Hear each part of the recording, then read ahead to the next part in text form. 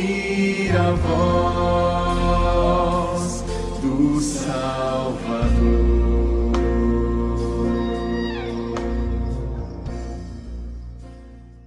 Tiago, capítulo 1, a partir do versículo 1, diz assim: Tiago, servo de Deus e do Senhor Jesus Cristo, às 12 tribos que se encontram na dispersão, saudações. Meus irmãos, tende por motivo de toda a alegria o passardes por várias provações, sabendo que a provação da vossa fé, uma vez confirmada, produz perseverança. Ora, a perseverança deve ter ação completa, para que sejais perfeitos e íntegros, em nada deficientes. Esse Tiago, ele é um personagem muito peculiar no Novo Testamento. Ele é o irmão do Senhor Jesus. Nós encontramos nos Evangelhos 3 Tiagos, no Novo Testamento 3 Tiagos. E esse Tiago, ele impressiona, porque apesar de ser irmão de Jesus, não existe nenhum relato de que ele teve a sua conversão ainda quando Jesus estava em vida. Ao contrário, os teólogos e os estudiosos afirmam que esse Tiago ele se converteu depois da morte, da ressurreição e da ascensão do Senhor Jesus. Quando o Senhor Jesus se apresenta depois de ressuscitado, uma das primeiras pessoas que ele se apresenta é para esse Tiago, que era irmão dele. E aí tem todo um processo de conversão, e Tiago rapidamente se torna um dos líderes da igreja nesse tempo, um dos ícones da igreja. E ele escreve essa carta para a igreja que estava em dispersão. A palavra aparece logo aí no versículo 1. A igreja estava em dispersão. O que significa isso?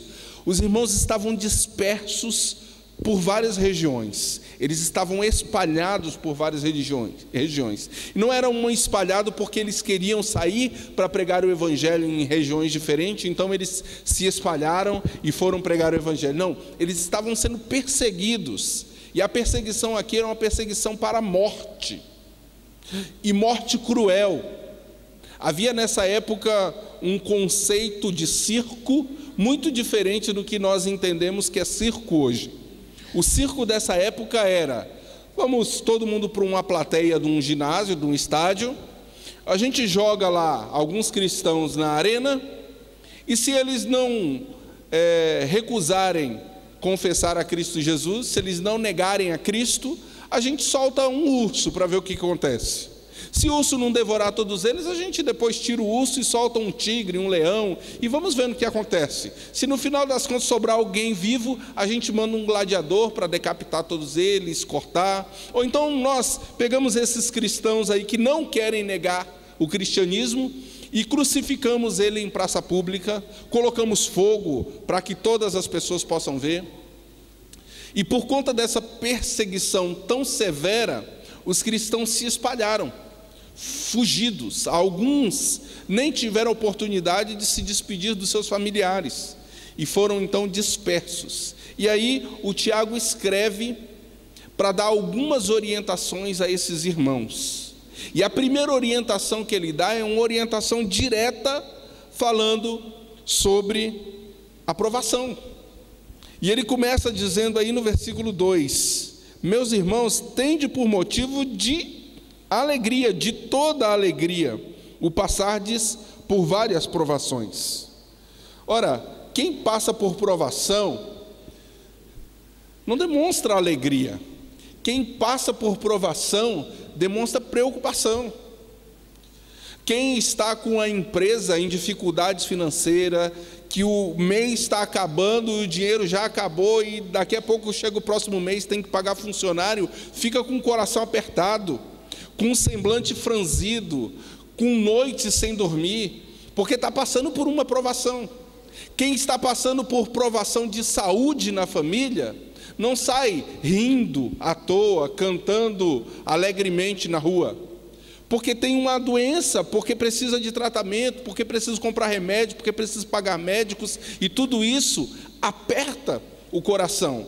Qualquer dificuldade que você possa pensar, e cada um sabe onde o calo dói.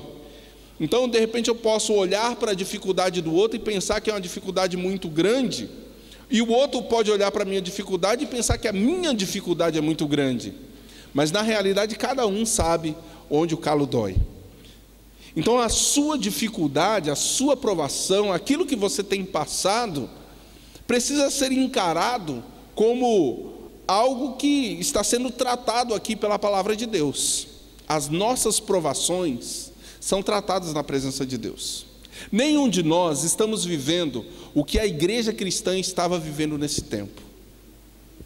Era duro, irmãos. Pensa nesse contexto.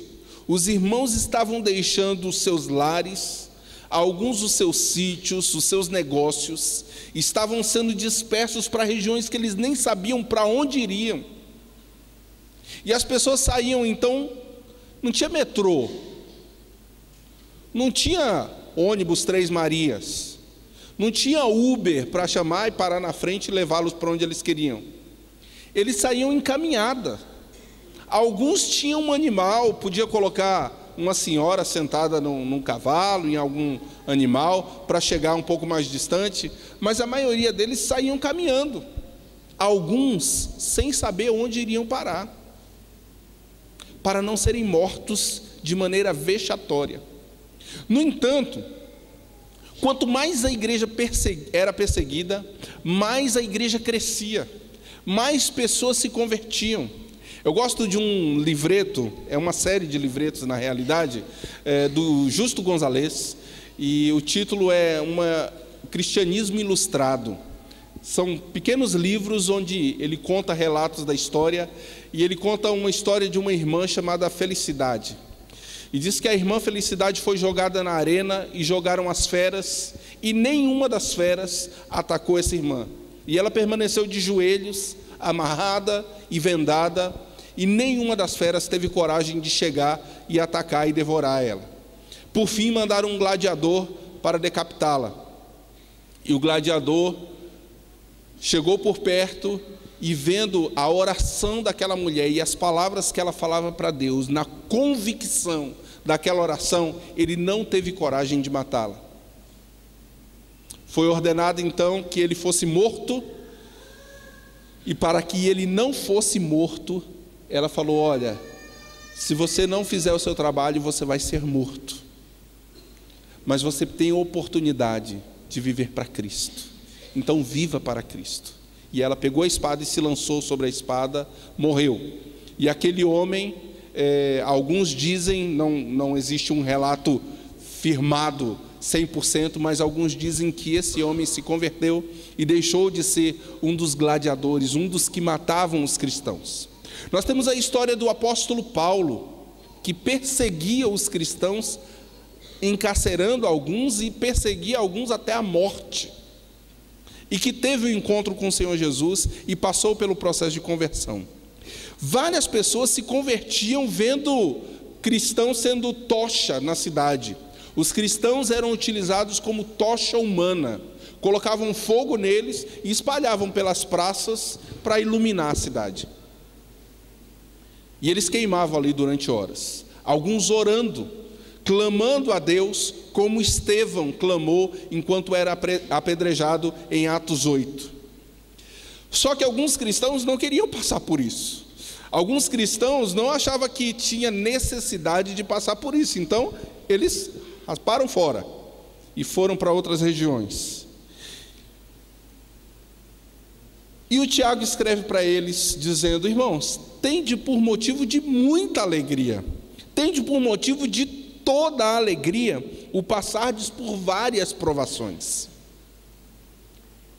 O que o Tiago está escrevendo aqui, irmão, não é simplesmente que se a gente tiver dificuldade ou estiver passando por problemas de qualquer sorte que seja, é motivo de a gente sair dando risada à toa e se alegrando porque Deus quer que seja assim. O que o Tiago está falando é num contexto cristão, num contexto de perseguição por causa da fé em Cristo Jesus. Lá em Mateus, no capítulo 5, o Senhor Jesus mesmo diz: bem-aventurados sois quando por minha causa vos injuriarem, vos perseguirem e mentindo disserem todo mal contra vós.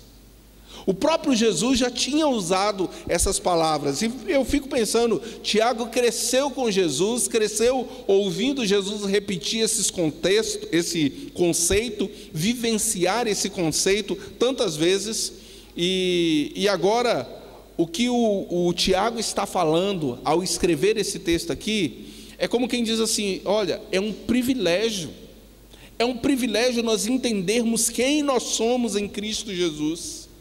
Se você entender quem você é em Cristo Jesus, mesmo que você estiver disperso, mesmo que você estiver à beira da morte, mesmo que você estiver em doença, mesmo que você estiver em dificuldade financeira, você sabe para onde a sua eternidade está apontando.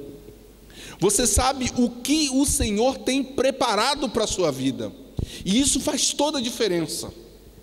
A Bíblia diz que se a nossa esperança em Cristo Jesus se limita apenas às coisas aqui da terra, nós somos os mais infelizes dos homens. Por isso é motivo de muita alegria o passar por provações, quando essas provações ou privações são em favor de uma fé em Cristo Jesus. São em favor de uma postura de quem confessa Jesus Cristo como Senhor da nossa vida. Não é passar por uma aprovação porque eu fui relaxado no meu emprego e fui demitido. Não é passar por uma aprovação porque eu não tive uma boa administração financeira e aí não tenho mais o dinheiro para chegar no final do mês. Não é passar por provação porque eu não cuidei da minha saúde e agora estou doente. Não, é passar por provação porque estou confessando o nome de Cristo Jesus. Passar por limitação, porque sou cristão, seguidor de Cristo. É isso que Tiago está tratando nesse texto. Bem-aventurado, feliz, olha, tenha como motivo de toda alegria o passardes por várias provações. Ele trata isso ainda nesse capítulo um pouquinho mais à frente, mas ele diz assim no versículo 3: saibam, ou fiquem sabendo, que a provação da vossa fé, uma vez confirmada, produz perseverança. Todas as vezes que nós passamos por dificuldades, irmãos, por conta do Evangelho, por conta da nossa vida cristã, todas as vezes que nós passamos por dificuldade, essa dificuldade precisa aumentar a nossa perseverança, a nossa constância, a nossa postura em Cristo Jesus, a nossa postura como crente. Por trabalhar com adolescentes já há muito tempo, a gente acaba tendo uma linguagem muito peculiar e mais facilitada para eles.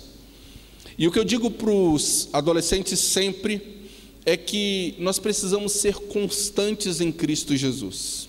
E a constância em Cristo Jesus nunca significa estagnação. Eu estou constante em Cristo Jesus, então eu estou caminhando numa linha reta. Não. A constância em Cristo Jesus sempre nos leva para uma intimidade maior. E nessa intimidade gradativa nós vamos conhecendo mais o Senhor, vamos conhecendo a revelação de quem Ele é e vamos crescendo em fé nesse conhecimento de quem é o Senhor Jesus, gradativamente. Deus nos chama para um relacionamento crescente com Ele. E o que eu digo para os adolescentes é que nós não podemos ser aquele crente gangoso. Lá embaixo. E eu digo para eles assim: um dia está fazendo carinho na barba de Deus. Uma metáfora, não vamos firmar na nossa cabeça que Deus tem barba, né? Um dia está fazendo carinho na barba de Deus e no outro dia está coçando o chifre do diabo. Às vezes nós somos tão constantes na nossa fé que a gente é assim também. Uma hora a gente está lá em cima, outra hora a gente está lá embaixo. E a fé em Cristo Jesus precisa ser algo firmado mesmo diante das tribulações, mesmo diante das lutas, mesmo diante da perda de entes queridos, mesmo diante das dificuldades que nós estamos enfrentando. A nossa fé precisa ser crescente e gradativa na expectativa de quem é Cristo Jesus. Isso deve produzir em nós perseverança.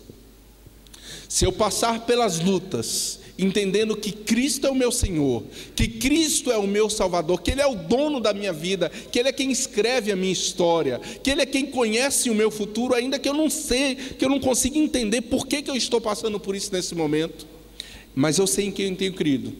Estou bem certo que Ele é poderoso para guardar no meu tesouro até o dia final. Então eu vou me depositar aos pés do Senhor, e isso vai trazer perseverança ao meu coração. Mesmo diante da provação, essa provação cria no meu coração uma perseverança. A perseverança, ela te dá forças para continuar na caminhada. Ela te dá a possibilidade de, mesmo que você não esteja enxergando muito bem onde a estrada vai dar, mas você sabe, é essa estrada que eu preciso seguir, é nesse caminho que eu vou continuar olhando para o autor e consumador da minha fé, como diz lá em Hebreus. E Hebreus já diz assim: olha, firmem o seu olhar no autor e consumador da fé, para que vocês não desmaiem em vossa própria alma. Quando a gente olha para nós mesmos, para a nossa força, para a nossa capacidade, para a nossa habilidade, para a nossa condição, a tendência é uma hora ou outra a gente falir. Uma hora ou outra a gente desanima. Mas quando a gente fica com um olhar firme no Senhor Jesus, esse olhar traz perseverança ao nosso coração, mesmo diante da provação. A provação produz perseverança na fé. E ele continua, versículo 4: ora, a perseverança deve ter ação completa, para que sejais perfeitos e íntegros, em nada deficientes. O que o Tiago está querendo tratar com em nada deficientes? Bom, havia um conceito na igreja cristã, e muitos cristãos estavam sofrendo com isso, de que os irmãos que estavam passando por perseguição era por causa de pecado. Já ouviu isso? Nós, de vez em quando, escutamos isso, de alguns irmãos que estão passando por dificuldade em saúde, e chega um abençoado e diz assim: você deve estar em pecado, Deus ainda não te curou, os médicos ainda não acharam a solução para o seu caso, você deve estar em pecado. Irmã, você ainda não achou um marido porque deve estar em pecado. Alguma coisa desse tipo, e as pessoas vão lançando pressão sobre a nossa vida, por conta dessa necessidade de uma resposta humanista, de uma resposta terrena para as dificuldades, que muitas vezes tem a resposta na espiritualidade, no que é espiritual. E o que o Tiago está falando aqui é: olha, a perseverança, ela precisa ter uma ação completa. Ou seja, não adianta eu passar pela luta, continuar olhando para o Senhor e continuar na minha caminhada, mas mesmo na minha caminhada eu fico duvidoso. Eu estou perto do Senhor, mas no lugar de reparar para o Senhor, eu faço como Pedro na caminhada com Jesus no meio da tempestade. Eu estou caminhando com o Senhor sobre o mar, no meio da tempestade, e no lugar de olhar para o Senhor, eu começo a reparar na força da onda, na força dos ventos. Aí eu quebro um processo, eu faço com que esse processo seja quebrado no meio. Eu passei pela provação, estou caminhando perseverante, mas no meio da caminhada, no lugar de continuar olhando para o Senhor, para que essa caminhada seja perfeita, íntegra, e que trate na minha vida para que eu seja perfeito e íntegro, em nada deficiente, eu começo a reparar nas situações ao meu redor. E reparar nas situações ao meu redor, normalmente, é reparar no próximo, é reparar na grama do vizinho que é mais verde. A grama do vizinho parece que sempre é mais verde.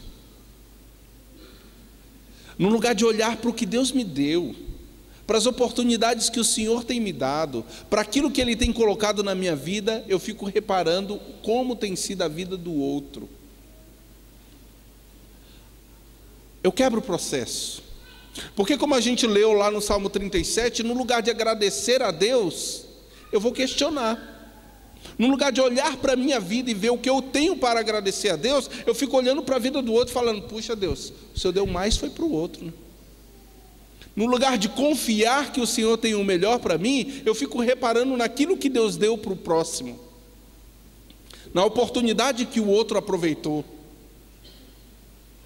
Fico reparando na força da onda ao meu redor, no lugar de olhar para o Senhor e caminhar em direção a Ele. Se eu estou passando por provação, essa provação precisa produzir em mim perseverança. Essa perseverança vai fazer com que eu continue caminhando, mas essa caminhada precisa ser uma caminhada de olhar constante para o Senhor Jesus. Esse tratar de Deus na minha vida vai fazer com que eu seja então íntegro, perfeito, em nada deficiente. Ele ainda trata do que ele tratou ali no versículo 2, lá no versículo 12, dê uma olhadinha. Ele diz assim: bem-aventurado o homem que suporta com perseverança a provação, porque depois de ter sido aprovado, receberá a coroa da vida, a qual o Senhor prometeu aos que o amam. O Tiago, ele tem consciência, ele não está sendo minimalista, ele não está querendo dizer para os irmãos que a aprovação que os irmãos estão passando é coisa pequena. Ao contrário, o que ele está dizendo é: isso tem muito valor diante do Senhor. O Senhor está vendo o que está acontecendo. O Senhor sabe o que tem se passado no meio do seu povo. O Senhor sabe a luta que a igreja tem enfrentado. Por isso nós precisamos ficar contentes ou ser bem-aventurados, porque a luta que nós estamos passando, o Senhor conhece. Quando ele diz: bem-aventurado o homem que suporta com perseverança a provação, porque esse vai receber, depois de ser aprovado, vai receber a coroa da vida. Ele está fazendo uma metáfora com uma realidade daquela época, está dizendo assim: o Senhor é como aquele juiz que fica no final lá na linha de chegada e sabe que você percorreu todo um caminho para passar por aquela linha de chegada, e que sabe quais foram os obstáculos, quais foram as lutas, quais foram as dificuldades, o que você teve que enfrentar para chegar nessa linha de chegada. Essa corrida de fé não é uma corrida que eu disputo contra o meu irmão, é uma disputa que eu corro contra mim mesmo. Eu preciso ser melhor hoje como cristão do que o que eu fui ontem.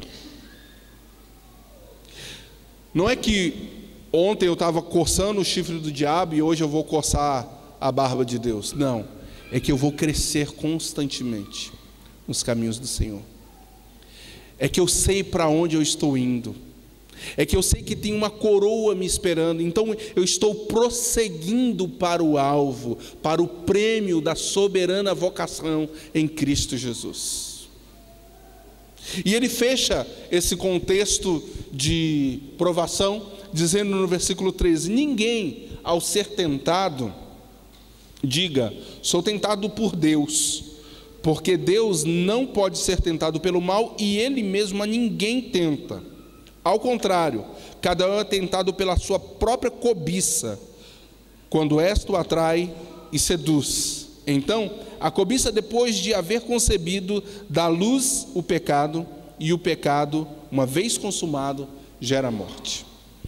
Agora o Tiago, ele vai no cerne da questão, e ele diz assim: olha, muitos aí estão falando que Deus está tentando a sua vida, está tentando os cristãos, e por isso que os cristãos estão passando por toda essa dificuldade.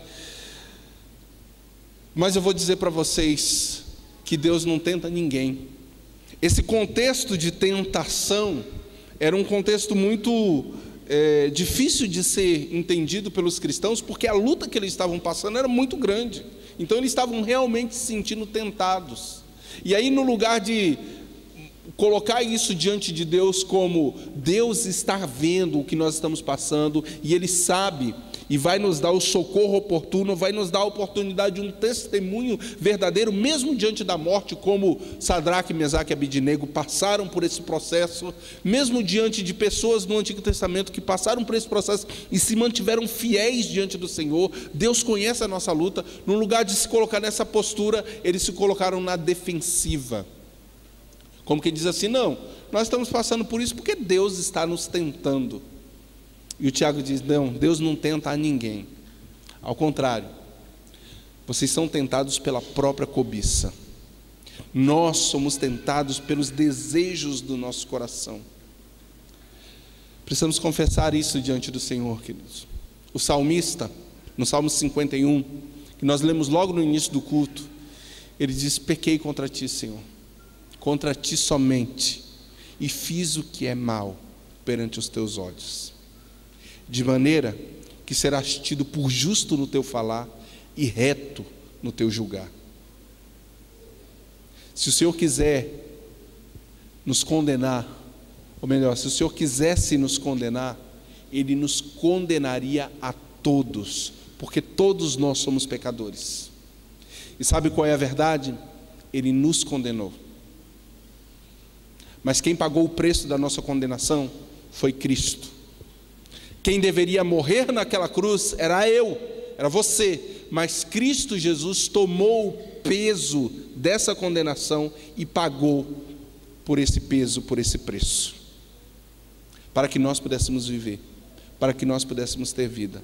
E agora a proposta em Cristo Jesus é que nós vivamos em novidade de vida. Lá em Romanos vai ter um texto que diz assim: olha, transformai-vos pela renovação da vossa mente. Em João 3,16 traz esse conceito também, que Cristo morreu para que nós pudéssemos ter vida, uma vida que possa refletir aquilo que Cristo quis fazer quando se entregou na cruz por nós.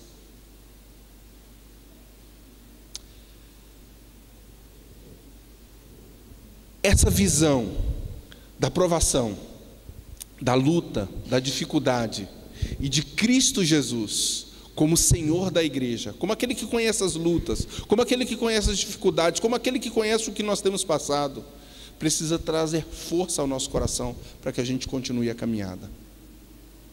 Alguns anos mais tarde, João vai escrever no livro do Apocalipse, no capítulo 4. Ele não escreveu por capítulo, depois isso foi dividido em capítulos, mas ele estava escrevendo a visão que ele teve do céu. E a visão que ele teve, ele diz assim: então eu ouvi uma voz que vinha de cima e que dizia para mim: sobe para aqui, que eu te mostrarei o que deve acontecer depois dessas coisas, o que deve acontecer depois de toda essa situação que a igreja está passando. E João diz: imediatamente eu me achei em espírito e comecei a perceber que havia um trono e alguém sentado no trono. E esse alguém que se acha sentado no trono é como jaspe, como sardônio, como esmeralda, pedras que simbolizavam justiça, paz e esperança. E ele fala então dos 24 anciões cantando ao redor daquele trono, numa igreja que estava dispersa, numa igreja que estava perseguida, num irmão que estava exilado na ilha de Patmos e que tem essa visão. O que o Tiago está fazendo aqui, em outras palavras, é a mesma coisa. Está dizendo para os irmãos assim: irmãos, olhem para Cristo. Está difícil a caminhada? Olhe para Cristo. Está difícil de enxergar para onde você está caminhando? Olhe para o Senhor Jesus. Projete a sua vida, a sua caminhada em Cristo Jesus. Pastor, o senhor não tem ideia de como está o meu coração pequeno diante das situações que eu tenho vivido. Eu não tenho, mas o Senhor tem. Eu não sei, mas o Senhor sabe. Por isso nós somos convidados a depositar a nossa vida no Senhor Jesus. Está passando por provação? Corra para o Senhor Jesus. Seja perseverante na sua caminhada. E deixe que o Senhor Jesus transforme a sua vida numa vida íntegra, reta, perfeita, em nada deficiente. Aquele que está olhando para o Senhor e que sabe: Senhor, eu sou pecador, como o salmista do Salmo 51, mas eu posso olhar para Ti, descansar em Ti, confiar em Ti, me jogar em Ti em gratidão, porque sei em quem tenho crido. Estou bem certo que o Senhor é poderoso para fazer bem mais do que eu possa pensar e imaginar. Que o Senhor acrescente ao seu coração, para esse ano de 2018, perseverança. Que você possa olhar para frente e dizer bem assim: eu estou com Cristo, Cristo está comigo e eu continuo nessa caminhada mesmo diante das lutas, mesmo diante das adversidades. Amém, irmãos?